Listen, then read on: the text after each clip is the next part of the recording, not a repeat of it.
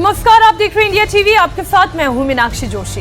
नमस्कार, मैं हूं अमित कुमार पाले। सुबह के 11 बज चुके हैं। आपके साथ हाजिर हैं हम धुआंधार खबरों का ताजा तरीन बुलेटिन लेकर। अगले 1 घंटे तक हर खबर जहां होगी, जैसे होगी, आपको मिलेगी अभी अभी।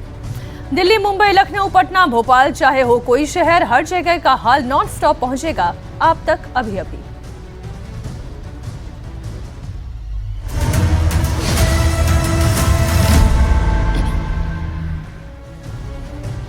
आज खबरों में बात करेंगे, राजधानी दिल्ली में लॉ एंड ऑर्डर की पोल एक बार फिर कैसे खुल गई। दिन दहाड़े 15 से 20 राउंड फायरिंग हुई।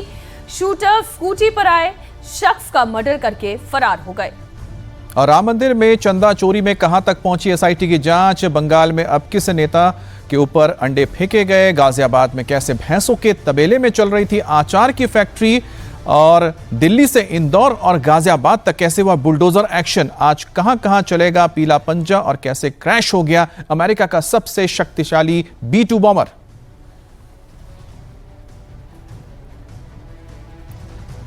राजधानी दिल्ली में लॉ एंड ऑर्डर की पोल एक बार फिर से खुल गई है। दिन दहाड़े 15 से 20 राउंड फायरिंग हुई। शूटर स्कूटी पर सवार होकर आए शख्स का मर्डर करके फरार हो गए। पुलिस फिलहाल लकीर पीट रही है। बड़ी खबर दिल्ली से है।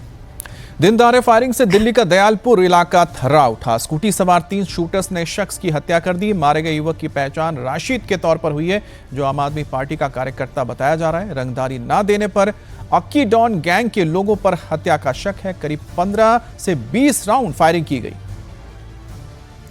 अब सीसीटीवी तस्वीर भी आप देखिए। 3 हमलावर एक स्कूटी पर सवार होकर आए। बाजार में उस वक्त भीड़ भाड़ भी है, सभी अपने अपने काम में व्यस्त हैं। तभी स्कूटी एक मकान के बाहर रुकती है। 2 हमलावर स्कूटी से उतरते हैं, गोलियां चलाते हुए घर में दाखिल होते हैं और ताबड़तोड़ गोलियां चलाते हैं। अंदर मौजूद राशिद को 10 गोलियां मारी गई। सिर, चेहरा, सीना सब छलनी कर दिया गया। बाहर उनका साथी स्कूटी स्टार्ट करके वेट कर रहा था। 20 से 30 सेकंड के अंदर काम खत्म करके दोनों शूटर स्कूटी पर बैठे और वहां से फरार हो गए। अब दिल्ली का दयालपुर इलाका, जो काफी व्यस्त इलाका माना जाता है, तंग गलियां हैं, लोगों की मौजूदगी रहती है। ऐसे में यह मर्डर पुलिस की मुस्तैदी पर भी सवाल खड़े करता है। बताया जा रहा है कि राशिद से अक्की डॉन गैंग का रंगदारी मांगने का जो मसला था वो भी चल रहा था। इसी को लेकर इस हत्याकांड को अंजाम दिया गया। अब अक्की डॉन की भी हत्या हो चुकी है। वो राशिद से रंगदारी मांग रहा था। अब शक की सुई अक्की डॉन के गुर्गों की तरफ घूम रही है। आशंका जताई जा रही है कि अक्की डॉन के लोगों ने ही राशिद की गोली मारकर हत्या की है। पुलिस ने फिलहाल टीम का गठन कर दिया है, लेकिन हत्यारे पकड़ से बाहर हैं।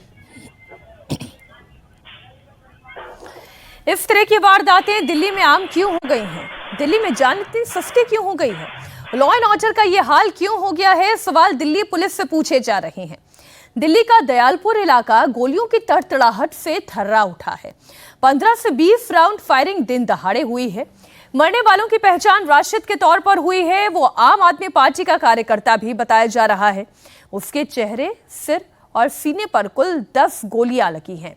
तीनों शूटर्स स्कूटी पर सवार होकर आए थे। अक्की डॉन के गुर्गों पर हत्या का शक है। और हमारे साथ कुमार सोनू जुड़ गए हैं। कुमार सोनू, आपके पास क्या जानकारी मिल रही है? क्या पुलिस को कोई सुराग मिल पाया है कि हत्यारे कौन थे? क्योंकि सीसीटीवी में तो साफ नजर आ रहे हैं।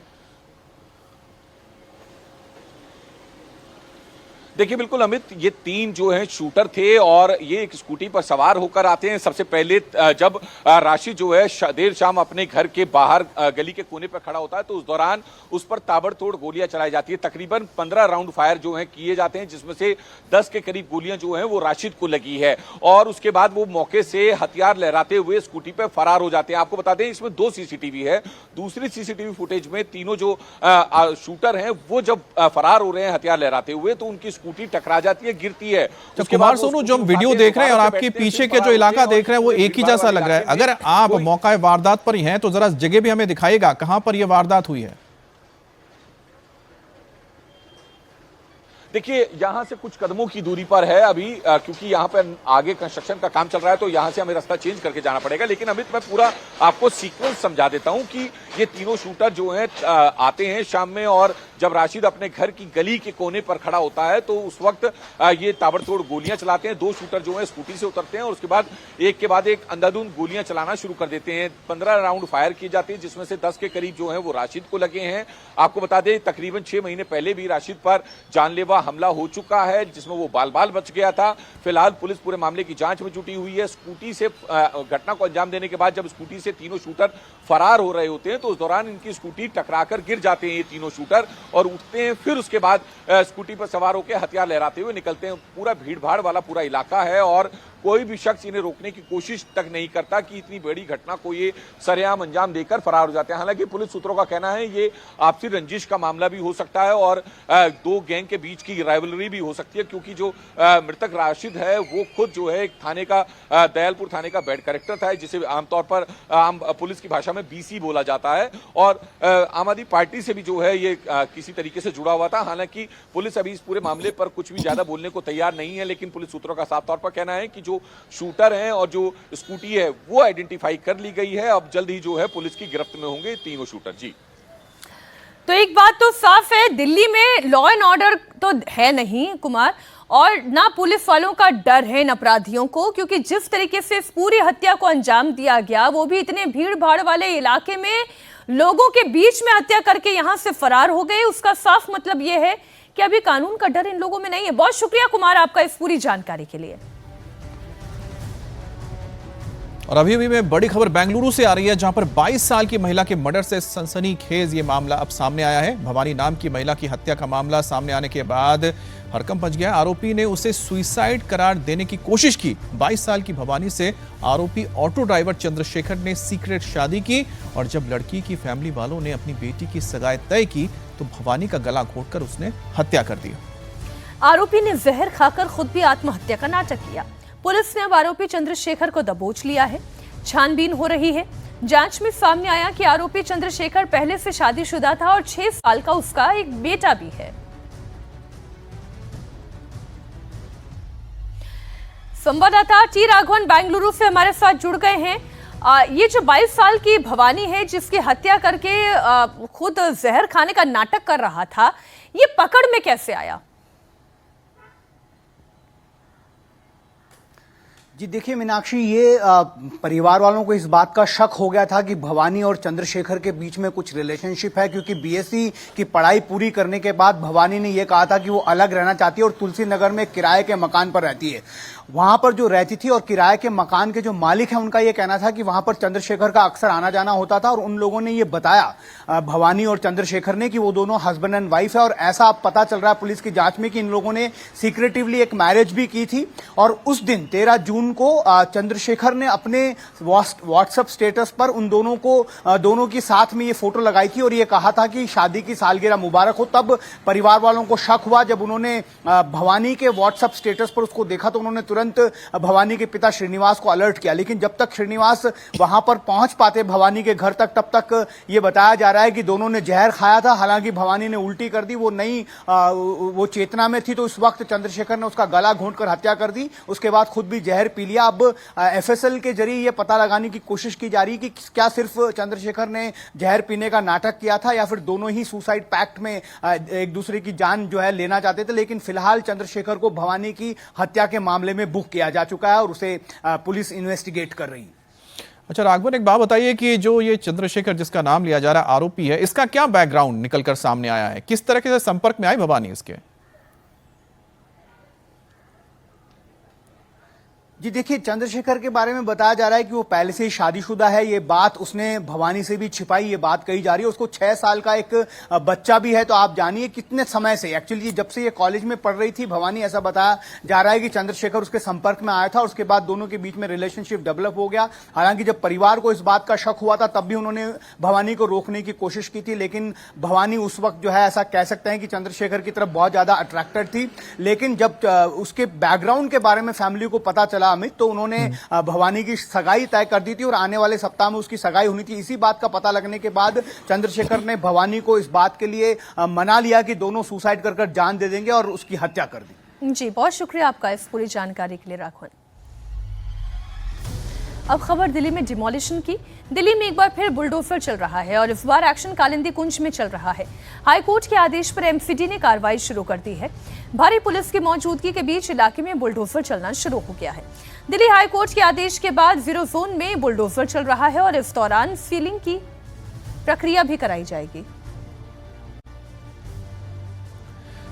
दिल्ली के कालिंदी कुंज में हाईकोर्ट के आदेश के बाद एमसीडी की ओर से कार्रवाई की जा रही है और यहां पर जो इलाके हैं जहां पर माना जा रहा है कि जो सरकारी ज़मीन है या जो अवैध तरीके से जहां पर बनाए गए हैं मकान, उन्हें इस वक्त गिराया जा रहा है। दरअसल कालिंदी कुंज का जो इलाका है बहुत ही सेंसिटिव इलाका है। एक तरफ यहाँ पर आप देख सकते हैं कि यमुना की ज़मीन है और खादर की ज़मीन है जिस पर बेतहाशा यहाँ पर बिल्डिंगें बनाई गई हैं और उसके बाद से लगातार इसको लेकर सवाल भी उठाए जा रहे थे और आखिरकार इस पर हाईकोर्ट के आदेश के बाद अब एमसीडी की ओर से कार्रवाई की जा रही है।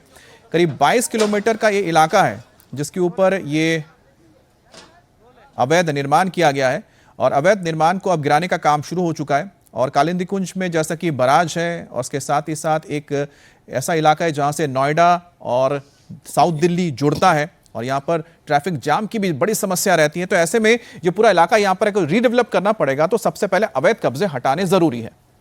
गाजियाबाद में अवैध निर्माण पर बुलडोजर एक्शन जारी है और इस सिलसिले में डासना के कुशलिया गांव में प्रशासन ने बड़ी कार्रवाई की। राजस्व विभाग और पुलिस प्रशासन की साझा टीम ने शत्रु जमीन पर बुलडोजर चलाकर अवैध कब्जे को मुक्त कराया। प्रशासन को शिकायत मिली थी कि कुशलिया गांव में शत्रु संपत्ति पर आजाद उर्फ छोटे ने अवैध कब्जा किया है।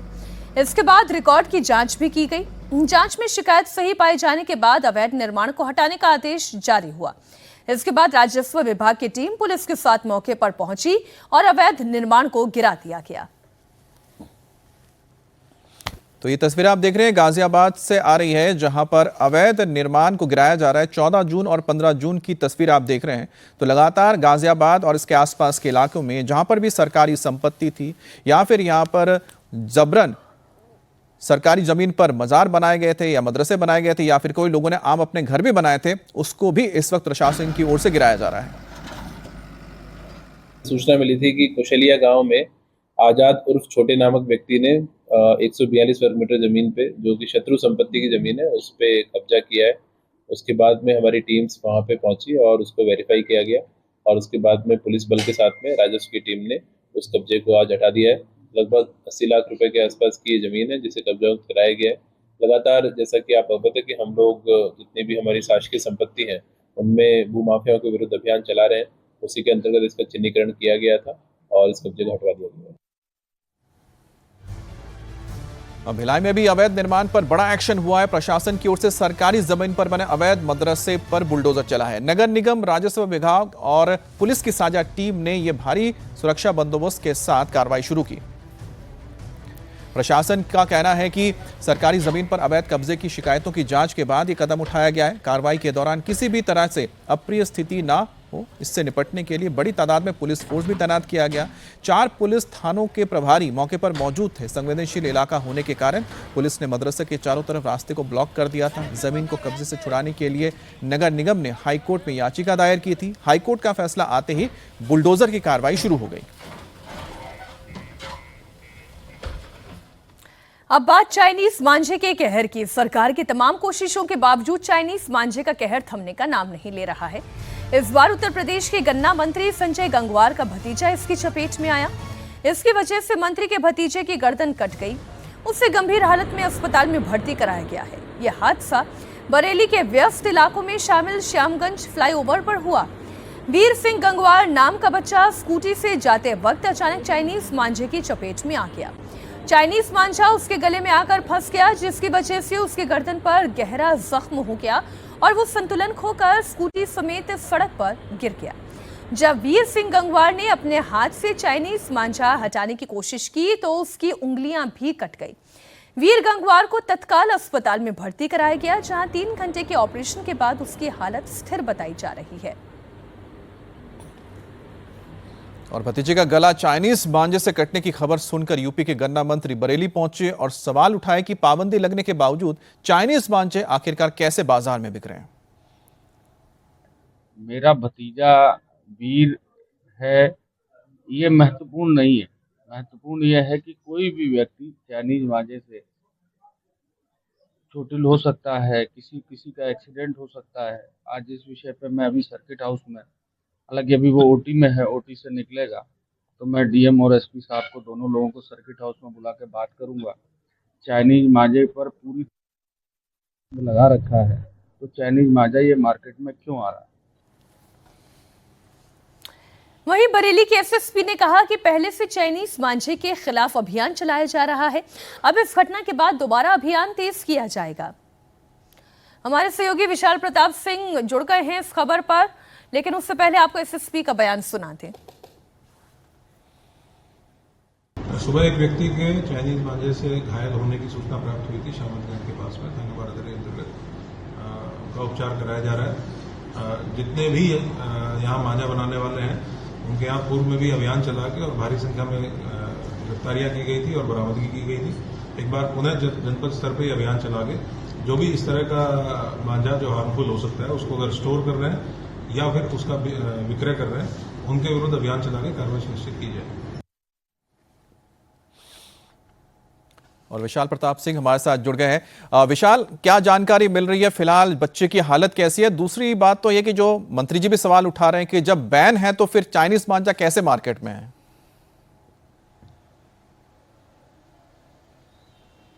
देखिए अमित, बहुत ही महत्वपूर्ण सवाल है कि बच्चे की हालत कैसी है। फिलहाल जो हमारे पास जानकारी है उसके मुताबिक बच्चे की हालत इस समय फिलहाल आउट ऑफ डेंजर है, पूरी तरीके से नियंत्रण में है।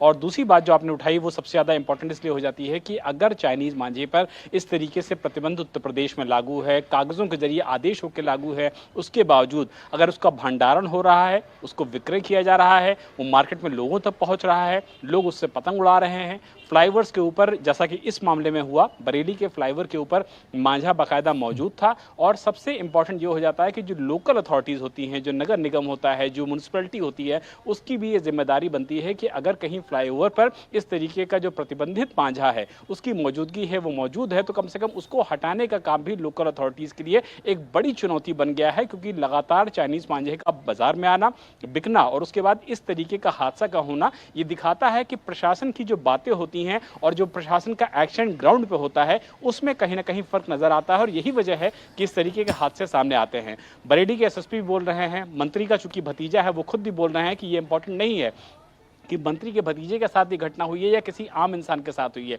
इंपॉर्टेंट ये है कि अगर सरकार ने कोई आदेश दिया है तो उसका पालन ग्राउंड जीरो पर क्यों नहीं हो रहा है। और इसीलिए आने वाले दिनों में बरेली का जो जिला प्रशासन है, पुलिस प्रशासन है, वो इस पूरे मामले में बाकायदा जो अभियान है वो भी चलाएगा। लेकिन ज़रूरत इस बात की है कि इस अभियान को इस तरीके से चलाया जाए कि भविष्य में कोई भी मासूम कम से कम ऐसे प्रतिबंधित मांझे की चपेट में आने से बच सके। बहुत शुक्रिया विशाल आपका इस पूरी जानकारी के लिए। वाकई में किसी की जान पर बनाए और कानून हो जाने के बाद भी अगर उसका पालन नहीं हो रहा है तो इस पर प्रशासन को अपनी नजरें टेढ़ी करने की जरूरत है। खबर बंगाल से। बंगाल में 4 मई के बाद तस्वीर बदल गई है। जो टीएमसी पिछले 15 सालों से एक छत्र राज कर रही थी, उसी टीएमसी के नेता पिछले महीने से अंडों की मार झेल रहे हैं। हालात तो ऐसे हो गए हैं कि अब अंडों से बचने के लिए टीएमसी के बड़े बड़े नेता रात में भी छाता लेकर घूम रहे हैं, बिना बारिश के भी छाते के साथ घूम रहे हैं। अभिषेक बैनर्जी कल ममता के घर मीटिंग के लिए पहुंचे तो छाते से कवर करके उन्हें अंदर ले जाया गया। और इसी स्पॉट पर टीएमसी के सीनियर नेता कुणाल घोष, जो आप तस्वीरों में देख रहे हैं, वो जब अंदर आ रहे थे तो उनको मीडिया कर्मी ने रोक लिया। तो मीडिया से वो जब बात करने लगे तो पीछे से कुछ व्यक्ति आए, उन पे अंडे फेंक दिए। देखिए अंडे फेंके गए इनके ऊपर। और ये जब हमला हुआ था इसके बाद ही आप समझ सकते हैं कि जो मौके पर मौजूद जो सुरक्षा कर्मी थे वो सतर्क हो गए। जब अभिषेक बैनर्जी पहुंचे रात को तब उनको ढकने के लिए, उनको बचाने के लिए छाते का इस्तेमाल किया गया। इस अटैक के बाद कुणाल घोष ने आरोप लगाया कि ममता के घर आने से रोकने की साजिश हो रही है ताकि कोई ममता दीदी के घर नहीं आए, उनसे नहीं मिले, पार्टी के नेताओं से ममता बनर्जी का कनेक्ट खत्म हो जाए। मई के लास्ट में अभिषेक बैनर्जी पर भी अंडा फेंका गया था जब वो सोनारपुर गए थे, और कुणाल घोष पर भी अटैक किया गया। लेकिन ये अटैक हुआ बिल्कुल ममता बनर्जी के घर के बाहर। पिछले कुछ दिनों में बंगाल के अंदर अंडों से हमले का नया ट्रेंड शुरू हो गया। जहां भी टीएमसी के नेता जा रहे हैं या पुलिस उन्हें ले जा रही है, अंडे से उनका स्वागत किया जा रहा है। अब कुणाल घोष पर अटैक हुआ। टीएमसी नेता कुणाल घोष ने कालीघाट पुलिस स्टेशन में शिकायत भी दर्ज कराई। टीएमसी का आरोप है कि बीजेपी के इशारे पर यह सब हो रहा है और बीजेपी से जुड़े हुए लोग अंडा वॉर में शामिल हैं। ये क्या हो रहा है? ममता दीदी का घर में तो कोई नहीं आएगा। ये क्या है? हम यहाँ से रास्ते से जा रहा है, हम यहाँ से निकल रहे हैं, हम क्यों खड़ा हुआ? मैं तो आप लोग का रिक्वेस्ट में, पहले मैं क्या बोला, आज कोई बोलने का कुछ नहीं है, तो आप लोग रिक्वेस्ट किया, मेरे खड़ा हो गया। ये क्या मेरा दोष है? আপনারা দয়া করে এই জনরোষ আর বিক্ষোভ কথাটি বলবেন। बंगाल में टीएमसी के बड़े नेताओं पर हमला 28 मई से शुरू हुआ, जो थमने का नाम नहीं ले रहा। सबसे पहले टीएमसी सांसद सौगत राय की गाड़ी पर नॉर्थ 24 परगना में अंडों से हमला हुआ था। फिर 30 मई को सबसे बड़ा अंडा प्रहार हुआ, जब टीएमसी सांसद और ममता बनर्जी के भतीजे अभिषेक बनर्जी पर ताबड़तोड़ अंडे बरसाए गए। उसके बाद लगभग हर दिन ऐसी ही तस्वीर बंगाल के अलग अलग इलाकों से सामने आने लगी। टीएमसी के पार्षद, विधायक, सांसद या पूर्व में बड़े पदों पर रहे हुए लीडर्स, किसी को भी लोगों ने बख्शा नहीं। जहां मौका मिला वहां अंडों की बरसात कर दी, जिसके चलते अब टीएमसी के नेताओं में जबरदस्त खौफ है। कुणाल घोष पर अटैक करने वाले आरोपी चंदन ने बताया कि टीएमसी नेताओं के खिलाफ पहले से लोगों में बहुत गुस्सा है। कुणाल घोष पर अत्याचार, जुल्म करने का आरोप है। ये लोग बहुत अत्याचार किया भैया, ये हम लोग का, ये कुणाल घोष का क्या अत्याचार किया है? ये कम अत्याचार नहीं किया हम लोग पब्लिक के ऊपर में। आज ये डीम खाने के लायक ही हो गया, ये डीम खाने के लायक ही है आज, इसीलिए इसको डीम मारने हम लोग आए हैं। आपका घर क्या यहाँ पर ही? हम लोग लोकल ही, हाँ लोकल ही हम लोग। क्या गलत किया? गलत बहुत कुछ किया, आप लोग तो सब कुछ जानते हैं। ऐसा कुछ गलत काम नहीं किया जो पता नहीं है किसी को, सब कुछ जानता है। बहुत गलत काम किया लोग। अब टीएमसी के सबसे बुरे दिन चल रहे हैं। 4 मई के बाद से टीएमसी नेताओं के हालात दिन ब दिन बिगड़ते जा रहे हैं। अंडों के अटैक से टीएमसी के नेता इतने डरे हैं कि अब तो छातों के जरिए कवर किया जा रहा है। ये कल की तस्वीर आपको दिखा रहे हैं। अभिषेक बनर्जी जब ईडी से करीब 8 घंटे से ज्यादा की पूछताछ के बाद ममता बनर्जी के घर पहुंचे, जैसे ही वो उतरे तो उनको देखिए घेर कर उनके तमाम सुरक्षाकर्मी खड़े हुए हैं। कोई बारिश नहीं हो रही थी, ना ही धूप थी। ये सिर्फ और सिर्फ अंडों से बचने के लिए, जो अंडों की बरसात हो रही है उससे सुरक्षा देने के लिए अभिषेक बनर्जी को ये छाते लगाए गए थे। बंगाल में टीएमसी के नेताओं पर ताबड़तोड़ अंडा अटैक हो रहा है। बंगाल में प्रदर्शन का नया हथियार इस वक्त अंडा बन गया है। हर तरफ से एक ही जैसी खबर और एक ही जैसी तस्वीर, पूरी टाइमलाइन आपके सामने रख रहे हैं और नेताओं की तस्वीरें आपके सामने हैं। जहां जाओ वहां पर अंडों की बारिश हो रही है। छोटे से लेकर बड़े नेता तक इस मार को झेलने के लिए मजबूर हैं। टीएमसी ने आरोप लगाया है कि इस वक्त बंगाल में उनके नेताओं की जान खतरे में है। हालांकि अंडे से किसी की जान तो नहीं जा सकती। पुराना समय आप याद करें, जब डराने के लिए, धमकाने के लिए औरतों को सफेद रंग की साड़ी भेजी जाती थी। टीएमसी के नेताओं का और उनके कार्यकर्ताओं का, या यूं कहें गुंडों का, इतना खौफ था कि बीजेपी के नेता और कार्यकर्ताओं के घर पर जब सफेद साड़ियां आती थी, तब सोचिए जरा खौफ क्या होता होगा। अभी तो चलिए फिर भी अंडों की बारिश हो रही है। ये देख लीजिए, ये लड़का का पिक्चर। यही लड़का ने आज के जो ग्रुप आया था अंडा छोड़ने के लिए, उसका अंदर यही था। हमने सीपी को साथ फोन किया, 25 मिनट 30 मिनट हो गया, लेकिन कोई नहीं आया है। हम लोग का लाइफ अभी डेंजर जगह में है। कहाँ किधर किसी जगह में घूमने नहीं सकेगा। ये लोग किसी को घूमने नहीं देंगे। ये लोग किसी का, उन लोग का विरुद्ध में भी बोलना देंगे। अभी पश्चिम बंगाल में ऐसा हालत आ गया। अरे डेवलपमेंट क्या, डेवलपमेंट तो बाद में। देश का गणतंत्र जो सबसे ठीक नहीं है। लाइफ खतरा है, किसी आदमी का, कोई आदमी का खतरा है। अपोजिशन का लाइफ जब खतरा होता है, क्या गणतंत्र होता है? कुछ गणतंत्र नहीं है, कोई गणतंत्र नहीं होता है। गणतंत्र पूरा नष्ट कर दिया। करोड़ों राम भक्तों की आस्था के साथ किसने खिलवाड़ किया? जिस राम मंदिर को सनातन की शान माना जाता था, जो राम दरबार मर्यादा का पाठ पढ़ाता था, वहां कौन चंदा चोर है? इस बात को लेकर पूरे देश में सवाल उठ रहे हैं। दान में गड़बड़ी के आरोप लगे तो हड़कंप मचा। फिर योगी आदित्यनाथ एक्शन में आए, एसआईटी गठित की गई और इसकी जांच जारी है। इस वक्त अयोध्या से बड़ी खबर आपको दे दें, राम मंदिर में चंदा चोरी मामले में एसआईटी जांच तेज हो चुकी है। योगी सरकार ने 15 दिन में जांच रिपोर्ट सौंपने का आदेश दिया है। आज दूसरे दिन भी राम मंदिर में एसआईटी के अधिकारी जांच करने पहुंचेंगे। कल 42 से ज्यादा कर्मचारियों से पूछताछ हो चुकी है और राम मंदिर ट्रस्ट के भी लोगों से पूछताछ हो रही है। सीसीटीवी और चंदे की रकम जहां गिनी जाती है, वहां भी एसआईटी ने जांच पड़ताल की है। दान पेटी में चंदा आने से लेकर गिनती करने पर, उसके बाद फिर लॉकर में उस पैसे को रखने तक या फिर बैंक में जमा करने की पूरी प्रक्रिया की जांच की जा रही है। मगर सवाल तो यह है कि आखिर प्रभु श्री राम के दरबार में कौन है जो चंदे पर डाका डाल रहा था। इस मामले को लेकर विपक्ष लगातार बीजेपी सरकार पर हमलावर है। बताया जा रहा है कि यह सारी हेराफेरी चंदे की गिनती के दौरान होती थी। मंदिर के कई सेवादारों पर शक जताया जा रहा है। इसमें टिन्नू यादव नाम के शख्स की भूमिका सबसे संदिग्ध है, जो कभी ऑटो चलाता था, मंदिर ट्रस्ट के महासचिव चंपत राय का ड्राइवर बन गया। उसके बाद मंदिर में उसका रसूख बढ़ता चला गया। चंदे की गिनती की निगरानी का जिम्मा टिन्नू यादव को दे दिया गया। उसका भतीजा मनीष यादव भी जांच के दायरे में है। कई और लोग हैं जिन पर चंदा चोरी का शक जताया जा रहा है।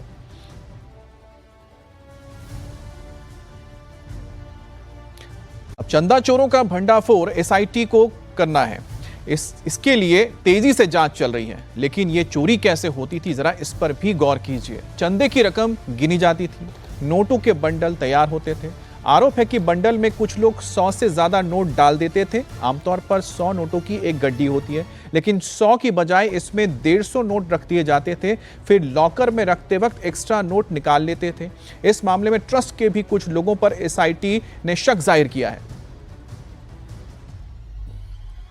एसआईटी आएगी। बहुत सारे मुद्दे हैं जिन लोगों के ऊपर आरोप हैं। जो कर्मचारी हैं, करीब 50 के आसपास यहाँ कर्मचारी हैं जो मंदिर में 6 दान पात्र लगे हुए हैं। एक तो गर्भगृह के बिल्कुल सामने लगा हुआ है और बाकी भी मंदिर में अलग अलग जगह पे लगे हुए हैं, जहाँ लोग आते हैं और दान करते हैं। अब जब ये दान पात्र भर जाता है तो जो मंदिर के कर्मचारी हैं वो उसको खोल के उससे रुपये निकालते हैं। अब ये आरोप लग रहे हैं कि रुपए निकालते टाइम भी कुछ गड़बड़ी होती है। बहुत सारे लोग अपनी शर्ट के अंदर कुछ गड्डियां कर लेते हैं।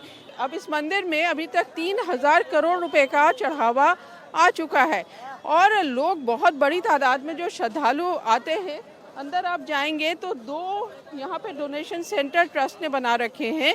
उसमें हालांकि चेक लोग देते हैं या जो पैसा देते हैं उसकी रसीद लेते हैं। बहुत सारे लोग बैंक में सीधे पैसा ट्रांसफ़र कर लेते हैं।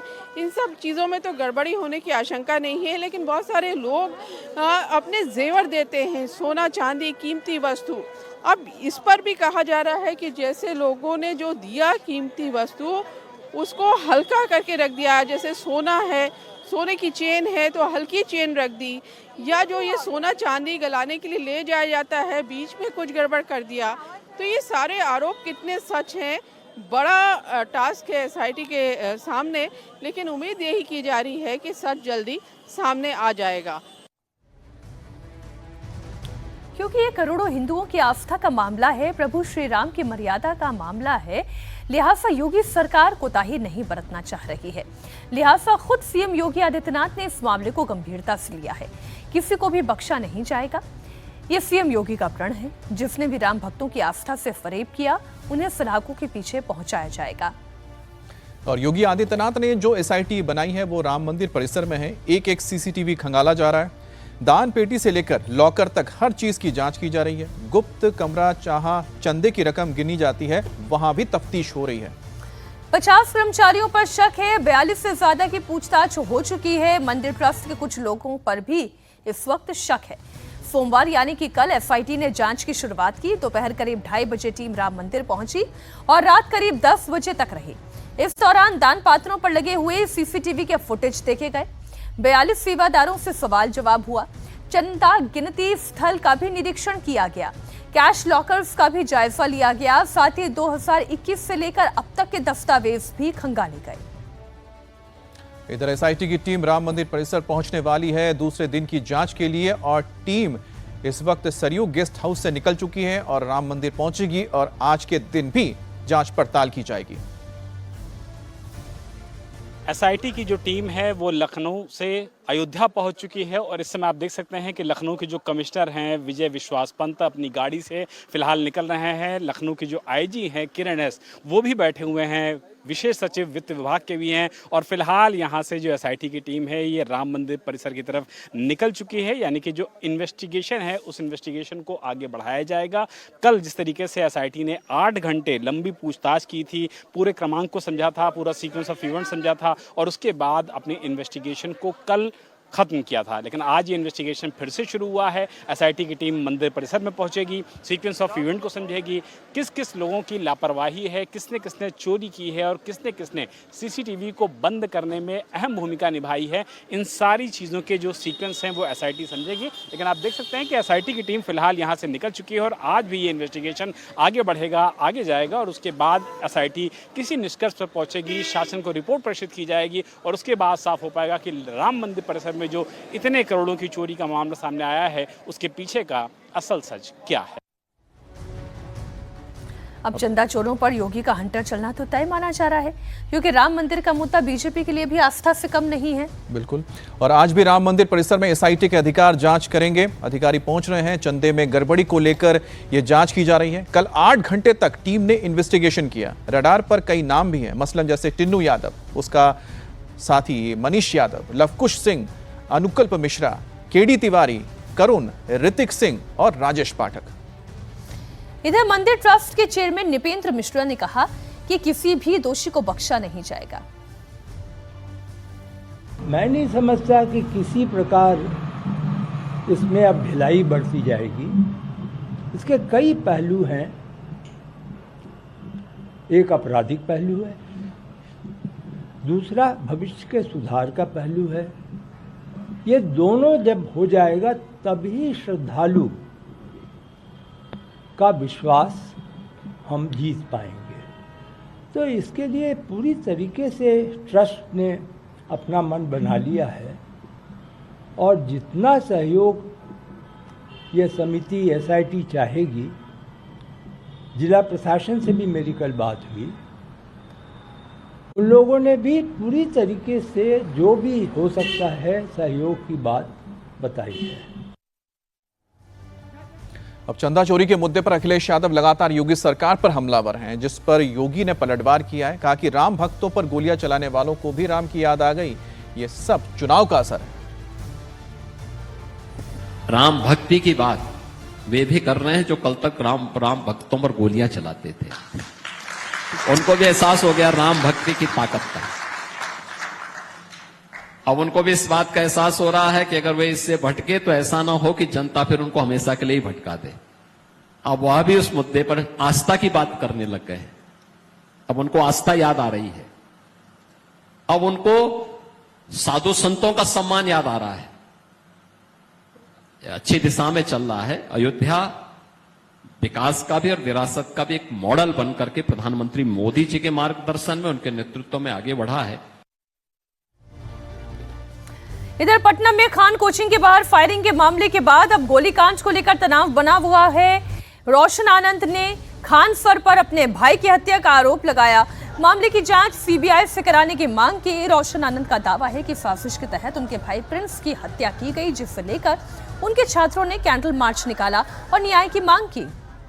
हालांकि खान सर भी मामले में उच्च स्तरीय जांच की मांग कर चुके हैं। खान सर का कहना है कि वो परिवार के साथ हैं और जो भी दोषी है उसके खिलाफ कड़ी कार्रवाई होनी चाहिए। जेल में बंद रोशन आनंद को कल ही जमानत मिली थी और उसके बाद वो सहरसा में अपने भाई के अंतिम संस्कार में शामिल हुए। रोशन आनंद के छोटे भाई प्रिंस यादव को नेपाल के विराटनगर में संदिग्ध हालत में मौत के बाद भारत लाया गया था। नेपाल पुलिस को शक है कि प्रिंस यादव की ओवरडोज के कारण मौत हुई है, लेकिन प्रिंस यादव की आंख पर चोट लगने के वजह से कई सवाल खड़े हो रहे हैं कि कहीं उनकी हत्या तो नहीं हुई। अब पुलिस सभी पहलुओं को ध्यान में रखते हुए जांच कर रही है, लेकिन रोशन आनंद ने सीधे सीधे खान सर को हत्या के लिए जिम्मेदार ठहरा दिया। हमारी भाई की हत्या के पीछे फैजल खान, जो कि शिक्षक कहलाने के लायक नहीं है, गुंडा है, हत्यारा है, षड्यंत्रकारी है, झूठा है। उसने कितना झूठ बोला, उसने विद्यार्थियों को छला है, विद्यार्थियों को छला है फैजल खान ने। हमारे भाई की हत्या हुई है, उसकी सीबीआई जांच हो। फैजल खान पर्दा के आगे दिखाती है कि शिक्षक है, गुंडा है, फैजल खान हत्यारा है, झूठा है। फैजल खान का एक झूठ बीपीएससी केस में जाकर के आप पलट करके देखिए। दूसरा, फैजल खान ने गोली चलवाया। 2 तारीख की जो घटना है, ये सबके सामने स्पष्ट है कि गोली किसने चलवाया है। अब रोशन आनंद सर पर सीधा आरोप उनकी ओर से जो खानसर पर लगाया गया है, उसके बाद उनके छात्र खानसर के खिलाफ नारेबाजी कर रहे हैं।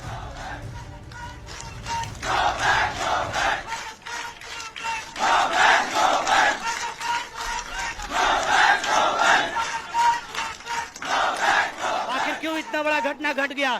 सर जेल में थे, उनकी मृत्यु हो गई, उनके भाई की नेपाल में, कैसे हुआ? इस मुद्दे की पूरी तरह सीबीआई जांच होनी चाहिए। जिस तरह से बिहार सरकार में और न्यायालय पूरा बिहार सरकार बिका हुआ है और जातिगत समीकरण देकर सर को जताया जा रहा है और सर को पूरा हम लोग साथ है। और जिस तरह सर को मेंटली डिस्टर्ब करके प्रिंस भाई को मारा गया है, बिल्कुल गलत है। अभी तक पुलिस प्रशासन कुछ निष्पक्ष जांच नहीं की। हम लोग यही मांग कर रहे हैं कि उसमें जो भी निर्दोष हो उसके उचित से उचित सजा हो। श्रद्धांजलि कुछ ना, उफाबुन का चाल है। ये पूरा खून का जिम्मेवार हुए है। कहा कि ये इतना छोटा सा मैटर को इतना बड़ा बना दिया कि रोफनफर को अरेस्ट करना पड़ा और उनके भाई के ऊपर भी एफआईआर कर दिया, जिसके तहत भाग गए, नेपाल चल गए। फिर हमारे को जब तक जमानत मिल जाएगा, लेकिन उन्हीं के द्वारा जमानत न दिया गया। इसमें कहीं ना कहीं उन्हीं का साजिश है पूरा मर्डर में। वहीं खानसर ने पूरे मामले को नया ट्विस्ट दिया और कहा कि इस वारदात में कोई तीसरा आदमी शामिल है। खानसर ने भी इस मामले की सीबीआई से जांच की मांग की है। हमारे सहयोगी नीतीश चंद्र इस खबर पर अब लाइव जुड़ गए हैं। नीतीश, जो सब कुछ हो रहा है वो एक के बाद एक होता जा रहा है। पहले खानसर ने आरोप लगाया कि उनके ऊपर जानलेवा हमला कराने वाला और कोई नहीं, उन्हीं से जलन रखने वाला एक और टीचर है। और अब रोशन आनंद ने खानसर पर जो आरोप लगाया कि उन्हीं की वजह से उनके भाई की जान गई है, ये सब कुछ ऐसा लग रहा है कि किसी एक प्लान का हिस्सा है। अब इसका सूत्रधार कौन है ये तो पुलिस ही बता सकती है। जी हाँ, बिल्कुल यही आरोप रोशन आनंद लगा रहे हैं। जब वो कल जेल से बाहर आए, उसके बाद भाई के अंतिम संस्कार के लिए सहरसा उनको जाना था। उससे पहले पटना में उन्होंने पत्रकारों से बातचीत की और उसमें यही सवाल उठाया कि आखिर मैं मौके पर मौजूद नहीं था, लेकिन आरोप लगा दिया गया फैज़ल खान की तरफ से और मुझे गिरफ्तार कर लिया गया। आखिर फैज़ल खान की गिरफ्तारी क्यों नहीं हुई? इसके अलावा सीबीआई जाँच की उन्होंने मांग की है। भाई की मौत के लिए जिम्मेदार खानसर को ठहराया है। तो लगातार उनके छात्र हों या रोशन आनंद हो, कई सवाल उठा रहे हैं और इधर उनकी मौत किस वजह से हुई, इसको लेकर भी सवाल खड़े हो रहे हैं। रोशन आनंद का साफ कहना है कि ये साजिश है और खानसर ने ही ये साजिश की है। भाई के आंख के पास चोट के निशान है, इसको लेकर परिवार के लोग, रोशन आनंद के परिवार के लोग सवाल खड़े कर रहे हैं। और इधर बिहार पुलिस भी नेपाल पुलिस से संपर्क कर रही है, पूरी जानकारी ले रही है और संभव है कि जो 5 लोग उनके साथ होटल में मौजूद थे उनको बुलाकर पुलिस पूछताछ कर सकती है और पूरा मामला कैसे हुआ, घटना कैसे हुई, इसकी जानकारी ले सकती है। तो अभी मौत की वजह साफ नहीं है, लेकिन जाहिर है इसको लेकर जो कई सवाल खड़े हो रहे हैं, खासतौर से रोशन आनंद और उनके परिवार की तरफ से जो सवाल खड़े किए गए हैं उसका जवाब अभी मिलना बाकी है। पुलिस की जाँच रिपोर्ट जब इसमें आएगी तभी ये साफ होगा कि रोशन आनंद के भाई की मौत कैसे हुई। बहुत शुक्रिया नीतीश आपका इस पूरी जानकारी के लिए। और बड़ी खबर दिल्ली से है, जहां पर डेमोलिशन ड्राइव की शुरुआत हुई है। दिल्ली में एक बार फिर से बुलडोजर चलने शुरू हो चुके हैं। इस बार एक्शन कालिंदी कुंज में चल रहा है। हाईकोर्ट के आदेश पर एमसीडी ने कार्रवाई शुरू कर दी है। मदनपुर खादर इलाके में पुलिस की भारी मौजूदगी के बीच बुलडोजर चलाए जा रहे हैं। दिल्ली हाईकोर्ट के आदेश के बाद एमसीडी ने यह कार्रवाई शुरू की है। दरअसल ये डूब क्षेत्र का इलाका है जहां लोगों ने बड़े पैमाने पर निर्माण कार्य कर लिए हैं, लेकिन अवैध तो अवैध ही कहा जाएगा, चाहे कितना ही बड़ा निर्माण क्यों ना हो गया हो। राजधानी दिल्ली में इस समय बुलडोजर एक्शन हो रहा है। यमुना किनारे जितना भी ओजोन का एरिया है, जहां सरकार द्वारा ओजोन के बोर्ड लगाए गए थे, चिन्हित किया गया था, उस इलाके में जितना भी अवैध अतिक्रमण है, फिलहाल प्रशासन का बुलडोजर उसे हटा रहा है। इस समय हम कालिंदी कुंज इलाके में मौजूद है और ये पुश्ते की जमीन है और पुश्ते की जमीन पे आप यहाँ पे देखिए कि कई झुग्गियां बनी हुई है। कई लोगों ने यहाँ पे जमीनें भी खरीदी हुई है, लोग खेती करते हैं। ऐसे में जब बारिश होती है, यमुना में पानी बढ़ता है, तो इन लोगों की जान पे एक खतरा आता है। हर साल इन्हें यहाँ से हटाया जाता है। बाढ़ के समय रेस्क्यू ऑपरेशन लोगों के लिए चलाए जाते हैं, टेम्पररी शेल्टर बनाए जाते हैं, लेकिन अब सरकार के फरमान के बाद, कोर्ट के आदेश के बाद राजधानी दिल्ली में यमुना किनारे जितना भी ओजोन का एरिया है, जिसकी जद में 15 लाख से ज्यादा लोगों के मकान आए हैं। फिलहाल कालिंदी कुंज के इस इलाके में सैकड़ों झुग्गियां हैं, कई लोगों के टेम्पररी शेल्टर हैं। लोगों का कहना है कि यहाँ पे उन्होंने 5-5 लाख में मकान खरीदे थे, बिल्डर द्वारा उन्हें बेचा भी गया था, लेकिन आज जब सरकार का बुलडोजर आया तो सबको अपनी जगह खाली करनी पड़ रही है। मदनपुर खादर के लोग बुलडोजर एक्शन से खफा हैं। अपने मकान पर बुलडोजर चलते देख कई लोगों की आंखों में आंसू आ गए। इन लोगों का कहना है कि उनके पास मकान के कागजात हैं, इसके बावजूद केवल 3 दिन का नोटिस देकर उनके मकान को तोड़ा जा रहा है। इस समय मदनपुर खादर में प्रशासन का बुलडोजर चल रहा है। लोग यहाँ पे रो रहे हैं, जिनकी झुग्गियां थी, जिन्हें तोड़ा गया, जिनके घर थे, वो लोग यहाँ पे रो रहे हैं। इलाके की पार्षद हमारे साथ हैं। ये एरिया अब ओजोन में आ गया है, सरकार द्वारा कहा गया है बुलडोजर चले। कितनी यहाँ पे झुग्गियां और घर थे? यहाँ पे कम से कम 70 झुग्गियां थी, जिसमें कि 10 अपने थे और बाकी बता रहे कि बांग्लादेशी थे। बांग्लादेशी थे यहाँ पे 10 यहाँ पे लोकली थे, जिन्होंने यहाँ से आगे से खरीदी के यहाँ पे खरीदी है। किस्त वगैरह किस्तों पे जमीन लिए थे यहाँ पे इस एरिया में। हाँ, इस एरिया में, और हमारा कागज भी है जमीन का। अरे खेत होते बेटा, जहाँ खेत होते झुग्गी पड़ी थी, क्या दान ने झुग्गी किराए पर दे दे 30-30 हजार 20-20 हजार रुपया लेकर हमारी मेरे पास है। लाइट का पैसा जो छापा मारे थे उसका बिल है, जमा किए हैं उसका बिल है, सब हमारे पास है। 50-50 हजार का बिल दिया, वो भी भरे हैं। इतने सारे मतलब 7 लाख रुपए लगाया मैंने। कब आया था आपको नोटिस? नोटिस आया 3 दिन पहले ही नोटिस आया तोड़ने का। 3 दिन का समय दिया? बस 3 दिन का दिया है, समय दिया। परसों देके गया है, कल वो तोड़ दिया। अगला किसी आपको रो रहे हैं, बिलख रहे हैं। उनका कहना है कि केवल 3 दिन का समय दिया गया था और 3 दिन के अंदर अंदर यहाँ पे प्रशासन का बुलडोजर आया। कुछ लोगों का कहना है कि उन्होंने यहाँ पे बकायदा पैसे देके रजिस्ट्री करा के जमीन खरीदी थी। बिजली का उन्हें कनेक्शन दिया गया था, अगर अवैध था तो किसने ये जमीन उन्हें अलॉट होने दी, कैसे यहाँ पे बिजली का कनेक्शन आ गया। लेकिन कुछ झुग्गियां यहाँ पे अवैध थी, 70 से ज्यादा यहाँ पे झुग्गियां अवैध बताई जा रही है। ये एक मकान है, बताया जा रहा है कि 5 लाख रुपए देके एक व्यक्ति ने यहाँ पे जमीन खरीदी और उसके बाद यहाँ पे मकान बनाया था। लेकिन जब प्रशासन का बुलडोजर आया तो जो मदनपुर खादर का इलाका है, पुश्ता से नीचे का इलाका है, 100 फुटा से नीचे का इलाका है, वहां पे अभी प्रशासन का बुलडोजर चल रहा है। एक और घर है जो परमानेंट कंस्ट्रक्शन यहाँ पे किया हुआ था, बकायदा इन लोगों ने भी पैसे देके यहाँ पे जमीन खरीदी थी। लेकिन क्योंकि अब ये ओ जोन के अंदर आता है, यानी यमुना के किनारे की जमीन, जो कि एक ओ जोन जिसे डिफाइन कर दिया गया है, ओ जोन डिक्लेयर कर दिया गया है, अब यहाँ पे लोगों को रहने की अनुमति नहीं है। हालांकि धीरे धीरे यहाँ पे लोगों ने अतिक्रमण भी किया था। यमुना के किनारे किसी को भी रहने की इजाजत नहीं थी, लेकिन साल दर साल लोग यहाँ पे आते गए, बसते गए। लोगों ने अपने यहाँ पे परमानेंट आशियाने बना लिए।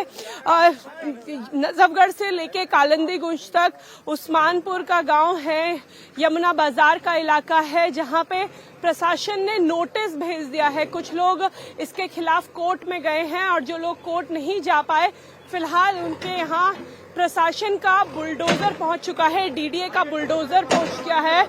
ये एक पूरा मकान है जिसे यहाँ पे अभी फिलहाल खाली कराया जा रहा है और लोगों को 3 दिन पहले ये कहा गया था कि यहाँ इस इलाके को खाली कर दे कि ये ओजोन में आ चुका है और आपको अब घर खाली करना होगा। लोगों ने सरकार की बात को सीरियसली नहीं लिया, लोगों ने अपने घर खाली नहीं करे और आज सुबह जब यहाँ पे बुलडोजर पहुंचा तो सारी झुग्गियों को, सारे मकान को फिलहाल ध्वस्त किया जा रहा है। राजधानी दिल्ली के कई इलाकों में फिलहाल प्रशासन का बुलडोजर चल रहा है। जो इलाके, जो मकान यमुना की जमीन पे है, जिन्हें ओजोन के अंदर डिक्लेयर कर दिया गया है, उन मकानों को खाली कराया जा रहा है। बुलडोजर के माध्यम से इलीगल अतिक्रमण जो किया गया था उसे तोड़ा भी जा रहा है। इस समय मदनपुर खादर का इलाका है, कालिंदी कुंज के पास यमुना बहती है और कुछ लोगों ने कई सालों से यहाँ पे धीरे धीरे अतिक्रमण करना शुरू कर दिया था, नदी किनारे रहना शुरू कर दिया था। कुछ लोगों ने यहाँ पे गलत तरीके से अपने घर भी बनाए। बिल्डर्स ने यहाँ पे यमुना की जमीन को लोगों को सस्ते में बेचा और लोगों ने सस्ते के लालच में यहाँ पे मकान भी खरीदे। ऐसे में जब ये पूरा इलाका डिक्लेयर कर दिया गया कि ओ जोन के अंदर आएगा, यानी वो इलाका जो यमुना की जमीन का है, यानी सरकार के अंडर है, अब इस पूरे इलाके को खाली कराया जा रहा है। यहाँ पे लोग खेती करते हैं, यहाँ बगल में खेती होती है और कुछ लोगों ने अपने धीरे धीरे यही मकान बनाने शुरू कर दिए थे। झुग्गियां थी, परमानेंट मकान थे, जिन्हें फिलहाल बुलडोजर की कार्रवाई करके तोड़ा जा रहा है और पूरा ओजोन का इलाका जो राजधानी दिल्ली में है उसे खाली कराया जा रहा है। 15 लाख ऐसे मकान हैं जो ओजोन के अंदर आते हैं। हालांकि सरकार ने कहा था किसी का मकान नहीं टूटेगा, लेकिन ये तीसरी बुलडोजर की कार्रवाई है। इससे पहले उस्मानपुर गांव में और अब मदनपुर खादर में डीडीए का बुलडोजर चल रहा है। बड़ी खबर अब आपकी सेहत से जुड़ी हुई। दिल्ली से सटे हुए गाजियाबाद में फूड एंड सेफ्टी विभाग का बड़ा एक्शन देखने को मिला। फूड एंड सेफ्टी विभाग ने अवैध फैक्ट्रियों पर छापेमारी की, जहां धड़ल्ले से नकली और सड़े गले सामानों से अचार बनाने का काम हो रहा था। सेहत से खिलवाड़ करने वाली 2 अचार फैक्ट्रियों का भी भांडाफोड़ हुआ है। फूड सेफ्टी विभाग ने खोड़ा के आदर्श नगर में फैक्ट्रियों पर छापा मारा और 34 क्विंटल अचार मौके पर नष्ट कर दिया। हर घर में इस्तेमाल होने वाले ये अचार गंदगी और पशुओं के बीच तबेले में तैयार किए जा रहे थे। एक फैक्ट्री दिल्ली पुलिस के रिटायर्ड दारोगा जसबीर सिंह के तबेले में संचालित हो रही थी, तो दूसरी फैक्ट्री में भी खाद्य सुरक्षा मानकों का उल्लंघन हुआ। इसके अलावा मौके पर तैयार मिले माल से दुर्गंध आ रही थी और फंगस लगा हुआ भी था। फूड एंड सेफ्टी विभाग ने 180 किलो अचार और 9 क्विंटल नमक को सीज किया। इस सैंपल को जांच के लिए लैब भेजा गया है। फूड एंड सेफ्टी विभाग का कहना है कि लैब रिपोर्ट के बाद इन फैक्ट्री मालिक पर कार्रवाई की जाएगी। फूड सेफ्टी अधिकारी ने कहा है कि जहां तबेले में अचार बनाया जा रहा था वहां चारों तरफ गंदगी थी, खाद्य सुरक्षा मानकों का कोई पालन नहीं हो रहा था। दोनों जगह से सड़ी गाजर और नींबू से अचार तैयार किया जा रहा था।